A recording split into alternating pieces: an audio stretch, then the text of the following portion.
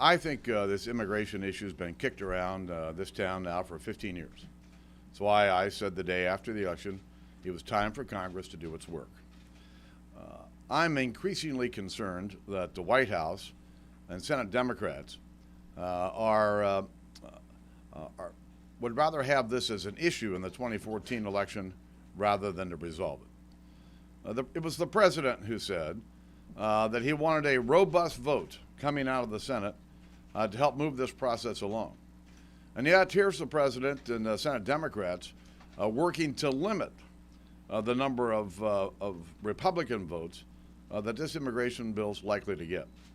I think that's unfortunate.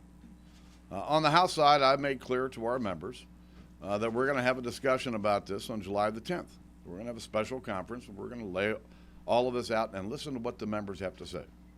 I also suggested to our members today that any immigration reform bill that is going to go into law ought to have a majority of both parties support if we're really serious about making that happen. And so I don't see any way of bringing an immigration bill to the floor that doesn't have a majority support of Republicans. And but I just think the White House and Senate Democrats ought to get very serious.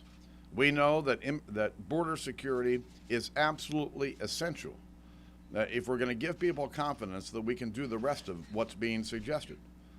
And I frankly think the Senate bill is weak on border security. I think the internal enforcement mechanisms are weak, and the triggers are almost laughable.